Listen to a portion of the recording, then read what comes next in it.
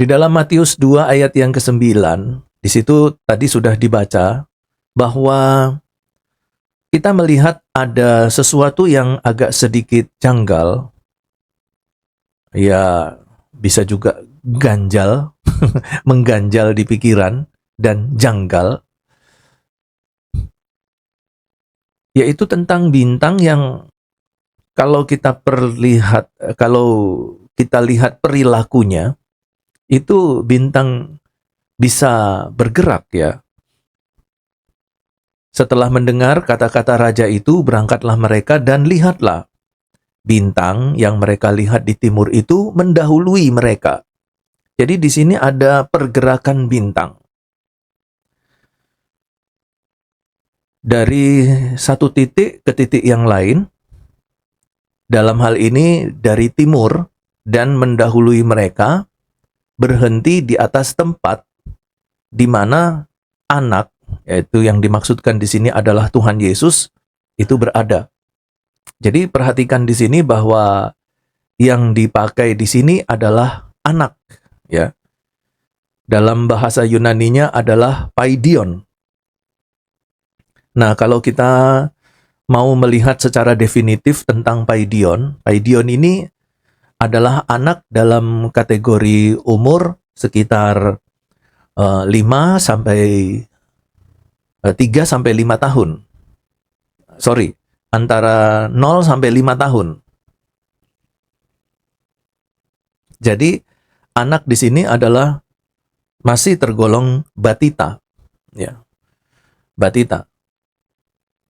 Nah, kalau kita perhatikan di dalam ayat ini bahwa yang dimaksudkan anak di sini yaitu Tuhan Yesus telah bertempat tinggal bukan lagi di dalam gua, tetapi di dalam rumah. Kalau kita melihat dalam konteks ayat yang kita baca, di ayat yang ke-11, maka masuklah mereka ke dalam rumah itu dan melihat anak itu bersama Maria, ibunya, lalu sujud menyembah dia. Mereka pun membuka tempat harta bendanya dan mempersembahkan persembahan kepadanya, yaitu emas, kemenyan, dan mur. Jadi di sini kita melihat ada orang-orang Majus yang masuk ke dalam rumah, ya, bukan ke dalam gua atau bukan ke dalam kandang sapi, bukan ya, ke dalam rumah.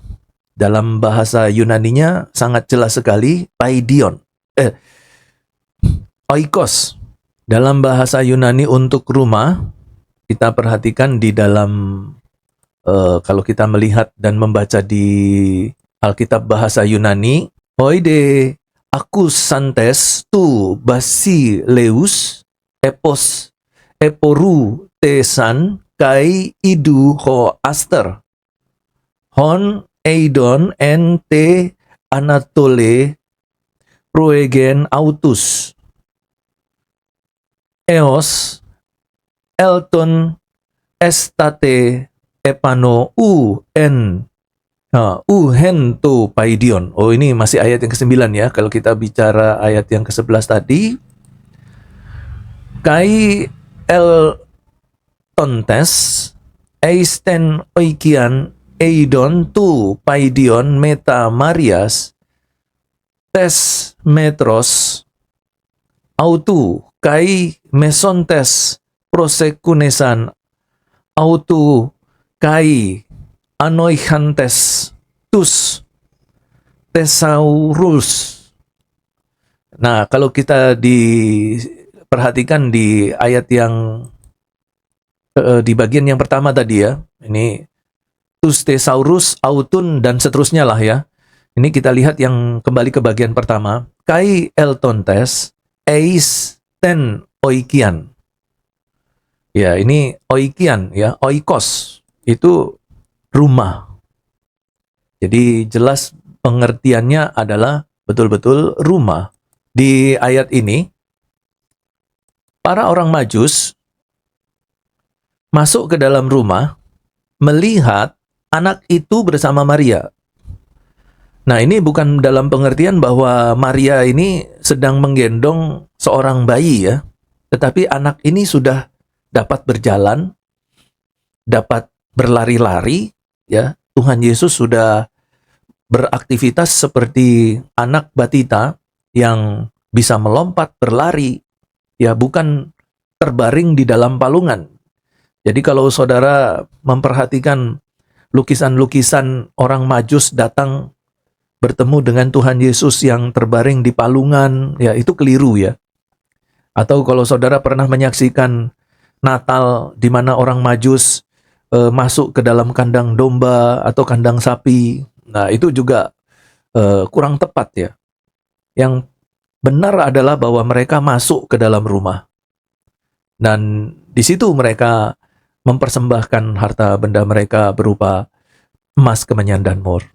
Nah, kembali ke ayat yang ke-9. Jadi, bintang yang mereka lihat di timur itu berjalan mendahului mereka hingga tiba dan berhenti di atas rumah.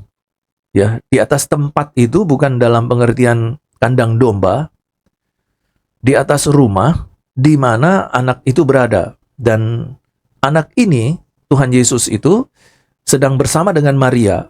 Bukan dalam pengertian Maria sedang menggendong seorang bayi yang belum bisa berjalan, belum bisa berdiri. Dan kita ketahui bahwa Tuhan Yesus pada waktu kedatangan orang-orang Majus, umur Tuhan Yesus itu sudah 2 tahun lebih. Ya, kita tahu bahwa anak kalau sudah umur 8 bulan itu sudah bisa berjalan. Ya, anak yang berumur 5-6 bulan itu sudah merangkak. 8 bulan itu sudah berjalan.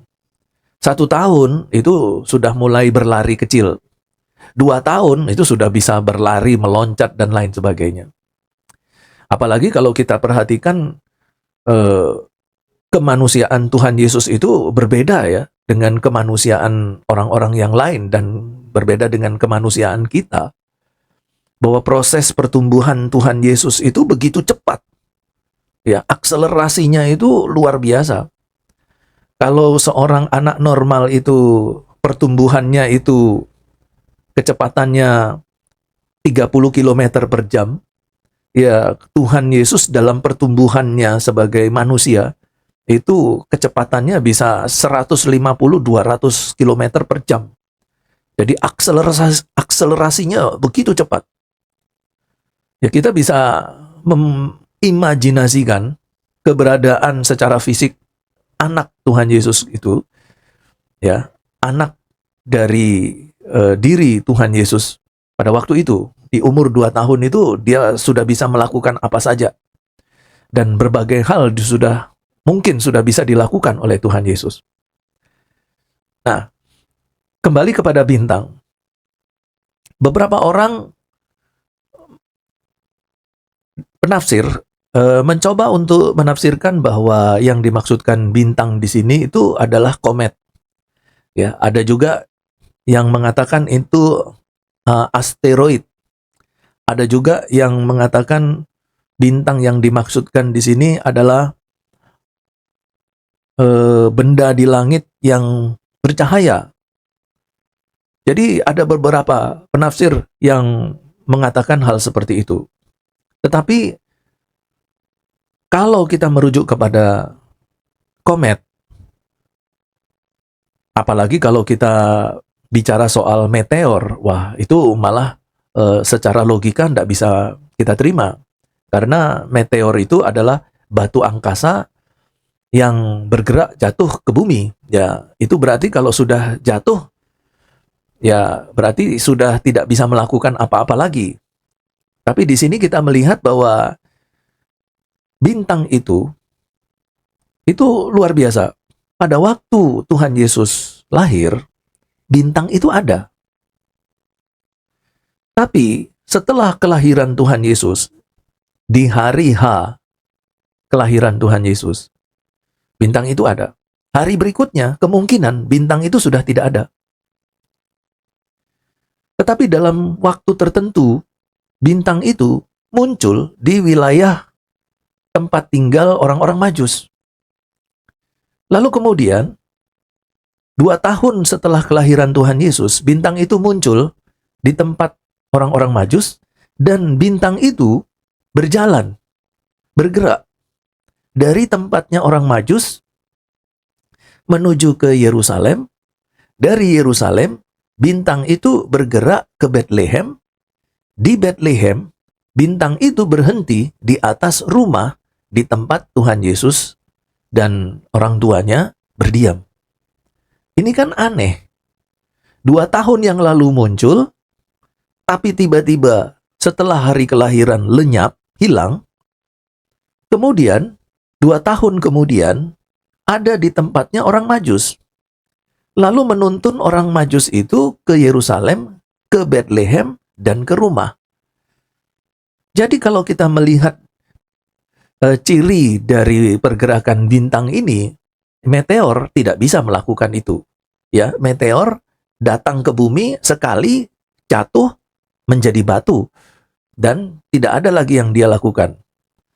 Kemudian ada juga yang mengatakan bahwa ini adalah benda angkasa yang sekian tahun sekali datang melewati bumi. Jadi per 300 tahun itu baru dia datang ke bumi. Jadi benda angkasa itu nanti setiap kurun waktu tertentu dia datang lagi ke bumi. Nah, bintang yang seperti itu, yang bergerak itu, itulah yang dilihat oleh orang-orang Majus. Ini juga tidak masuk akal. Jadi kalau setiap 300 tahun bintang itu datang, lalu lahir juru selamat, berarti setiap 300 tahun ada juru selamat baru. Tahun yang ke-600, juru selamat yang kedua datang. Tahun yang ketiga, tahun misalnya 1500, ada juru selamat lagi yang datang. Karena komet itu datang lagi ke bumi. Dia berputar kan, mengelilingi bumi, mengelilingi angkasa, melewati bumi. Ketika melewati bumi, lahir raja. Keliling lagi dia ke angkasa raya. Melewati bumi, lahir lagi seorang raja. Ini kalau umur bumi misalnya 50.000 tahun, ada berapa komet yang lewat, dan ada berapa juru selamat yang lahir. Jadi tidak bisa diterima.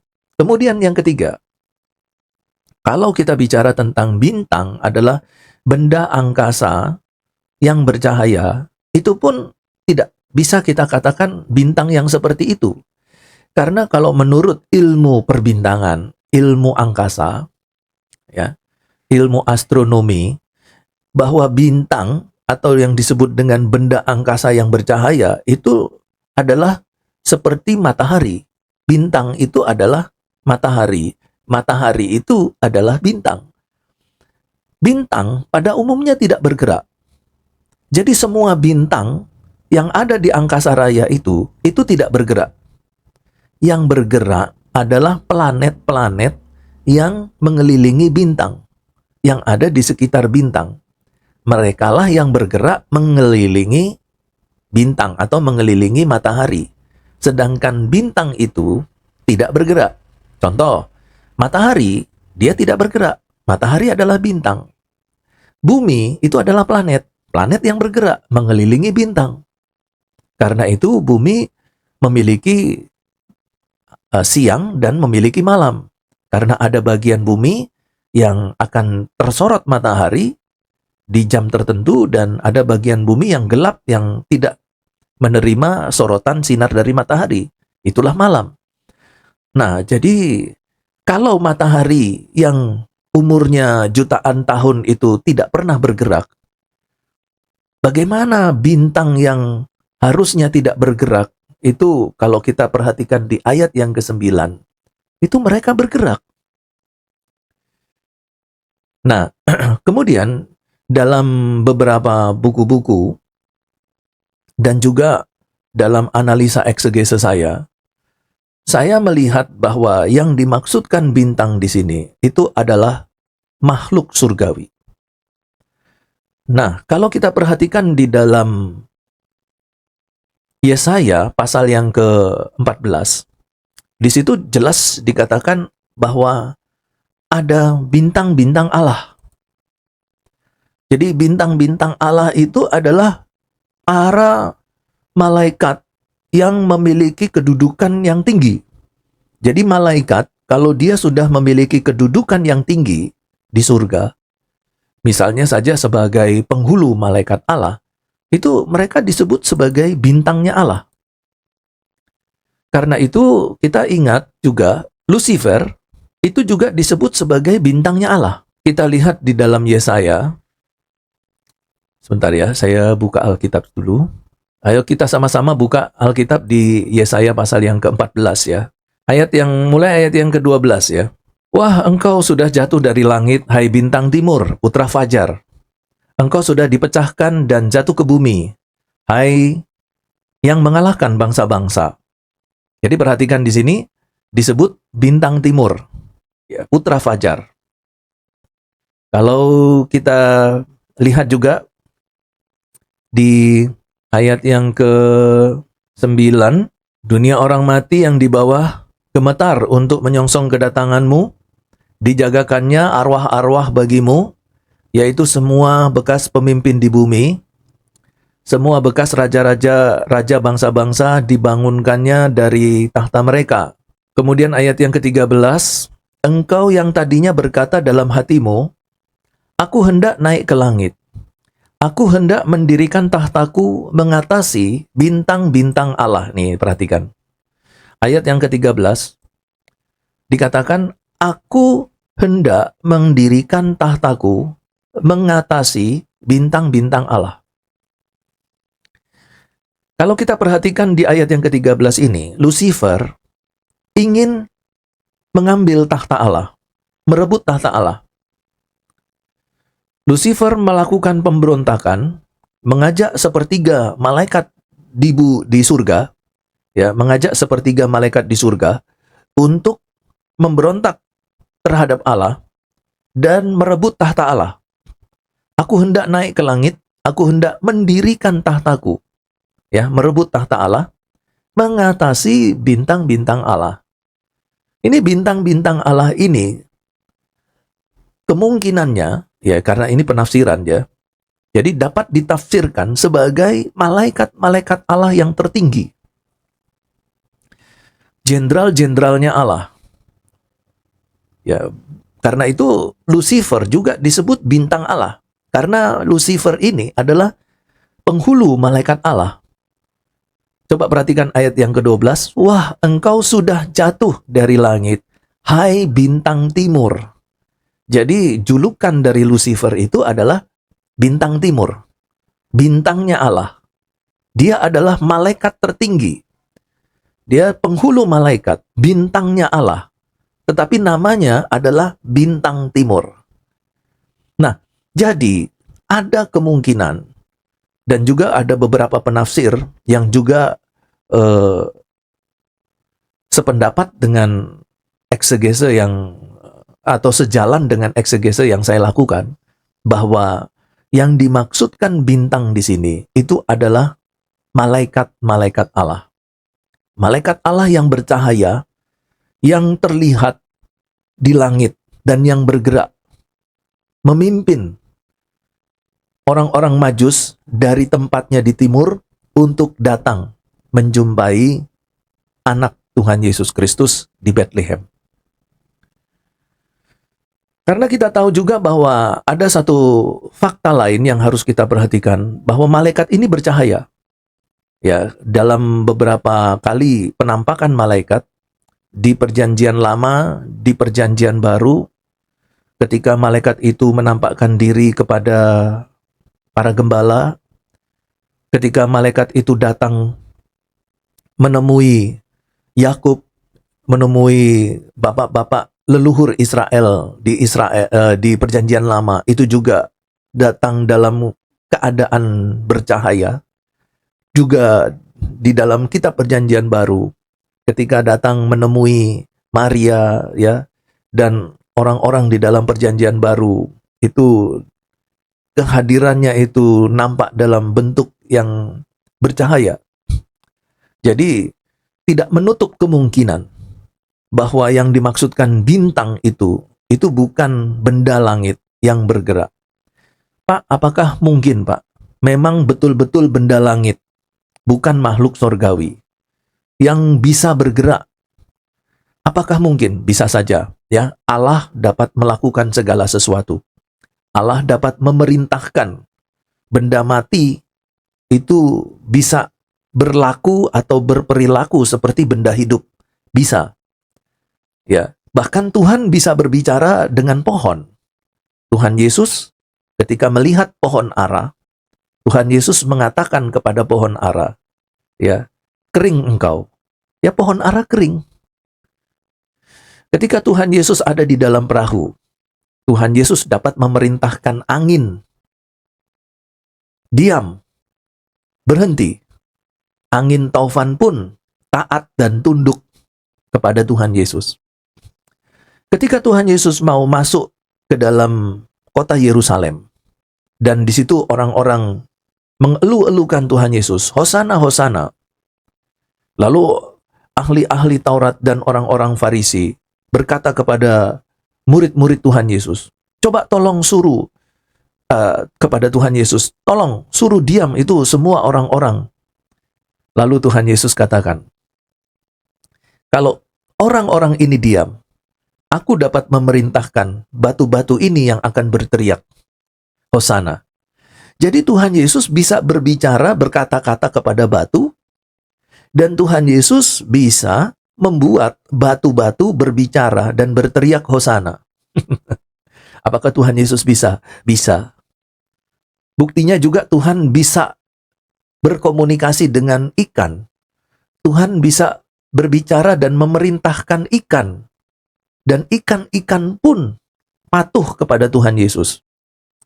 Contoh, pada waktu murid-murid menangkap ikan, Petrus, Yakobus, dan Yohanes menangkap ikan, mereka sehari, semalam suntuk, sampai pagi, mereka tidak pernah bisa mendapatkan satu ekor ikan pun. Lalu di siang hari, bayangkan, itu harusnya ikan, kalau di siang hari, itu turun ke bawah. Jadi kalau ikan turun ke bawah, itu sulit ditangkap. Makanya, nelayan itu selalu pergi malam hari, karena ikan itu naik ke atas permukaan kalau malam. Ini ikan di siang hari turun. Tapi di siang hari, Tuhan Yesus bilang kepada Petrus, tebarkan jalamu di sebelah kanan. Petrus tebarkan jalannya, dapat ikan. Bahkan ikannya itu yang Petrus dapatkan itu sampai memenuhi perahu dan perahunya hampir tenggelam. Itu kan berarti Tuhan yang perintahkan tuh ikan-ikan yang ada di dasar danau Galilea untuk naik ke atas. Ikan-ikan kamu naik ke atas, kamu mau ditangkap oleh Petrus. Ya. Dan ikan-ikan itu taat, naik ke atas. Dan ketika ikan naik ke atas, Petrus tangkap. Yang kedua, masih bersama dengan Petrus. Setelah selesai persoalan perdebatan, siapa yang harus membayar pajak? Ya, apakah orang-orang Israel harus membayar pajak kepada Kaisar? Itu kelompok Herodian bertanya kepada Yesus. Dan Tuhan Yesus katakan, uang ini gambar siapa? Gambar Kaisar. Berikanlah kepada Kaisar apa yang harus kamu berikan kepada Kaisar. Dan berikanlah kepada Allah apa yang harus kamu berikan kepada Allah. Setelah itu, Tuhan Yesus sadar. Bukan Tuhan Yesus sadar ya, bukan. Tuhan Yesus itu teringat bahwa dia harus membayar pajak juga.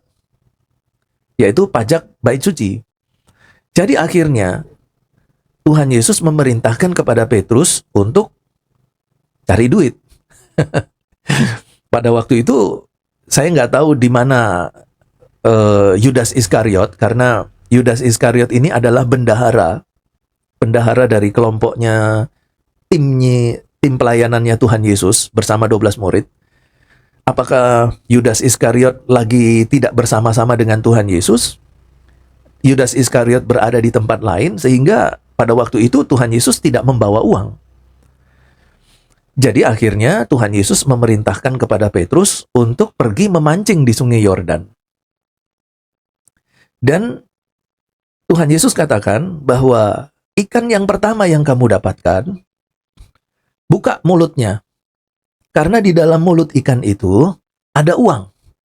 Bayangkan, Tuhan Yesus tahu ada ikan yang di dalam mulutnya ada uang. Dan Tuhan Yesus juga tahu ikan itu akan makan kailnya Petrus. Mata kailnya Petrus. Petrus dapat ikan itu. Kok bisa diatur demikian ya? Coba kita bayangkan saja secara normal, orang memancing di Sungai Yordan. Itu bisa dapat ikan apa saja.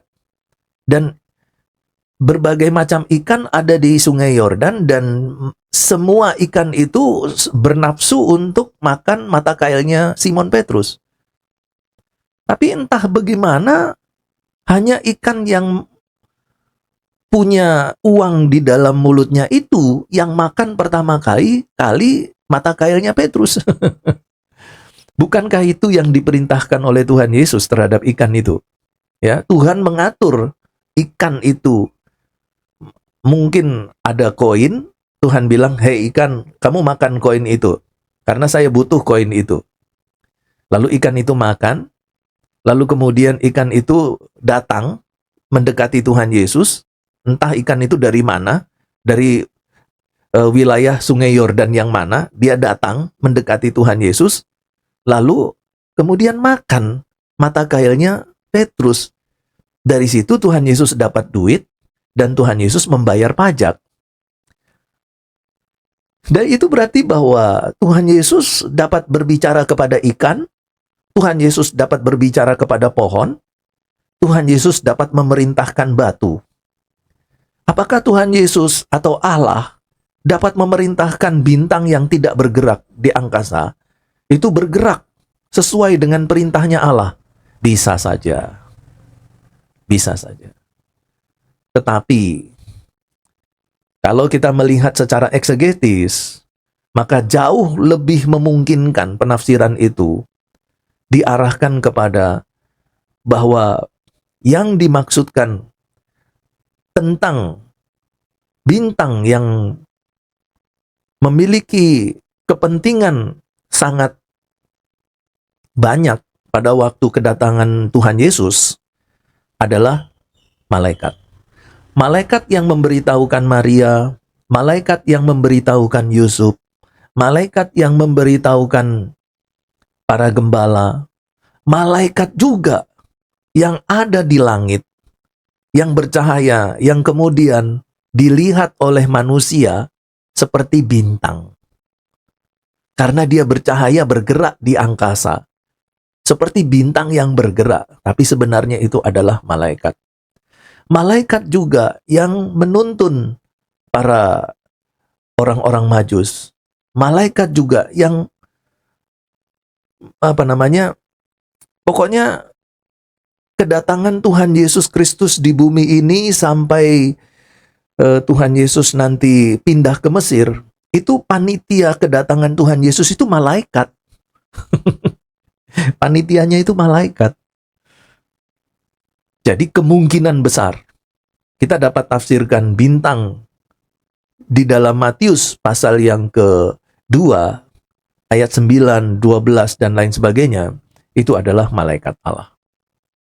Ya, tetapi kalau misalnya saudara memiliki pandangan yang berbeda, Pak, saya yakin Pak bahwa itu bukan malaikat ya. Saya yakin itu adalah bintang di langit. Ya, coba saudara nanti bikin argumentasinya secara teologis ya, yang membuktikan bahwa benar yang dimaksudkan itu adalah bintang yang di langit ya, seperti matahari. Lalu kemudian yang terakhir, dalam bahasa Yunaninya, bintang yang ada di dalam Matius pasal yang kedua itu menggunakan kata aster. Nah, dari sini, dari aster ini, nanti kemudian diasimilasi ke dalam bahasa Inggris menjadi asteroid. Jadi asteroid itu akar katanya itu bersumber dari bahasa Yunani, aster. Nah, sedangkan aster ini menurut konteks kehidupan orang Yunani, aster ini adalah dewa. Jadi ada seorang dewa di Yunani itu yang bernama Dewi Aster. Nah, Dewi inilah yang kemudian dipakai namanya sebagai bintang. Jadi bintang dengan Dewi ini adalah makhluk. Jadi bintang ini adalah makhluk. Ini kalau kita mau pakai logika silogisme ya. Jadi kalau Aster itu adalah bintang, Aster ini adalah dewa, Aster ini adalah makhluk hidup, kesimpulannya, kalau kita bicara tentang bintang, berarti bintang itu adalah makhluk hidup. Dan kalau makhluk hidup, itu bukan bintang seperti matahari, bintang seperti komet, bintang seperti asteroid, bukan. Tetapi bintang ini adalah malaikat Allah. Seperti yang tertulis di dalam Yesaya pasal yang ke-14 ayat yang ke-12, ayat yang ke-13. Engkau yang tadinya berkata dalam hatimu, aku hendak naik ke langit, aku hendak mendirikan tahtaku, mengatasi bintang-bintang Allah. Jadi mengatasi bintang-bintang Allah itu bukan berarti mengatasi langit-langit yang memiliki banyak bintang, bukan. Tetapi dia akan duduk di atas tahta dan dia akan memimpin semua bintang-bintangnya Allah. Sama seperti kalau kita dalam dunia militer, jenderal itu selalu dilambangkan bintang. Ya kan? Jenderal Brigjen bintang 1, Maijen bintang 2, Jenderal bintang 4, Tengjen itu bintang 7. Tahu Tengjen? Tengjen itu tetangga jenderal. Bintangnya bintang 7. Karena dia sakit kepala, dia minum jamu puyer bintang 7.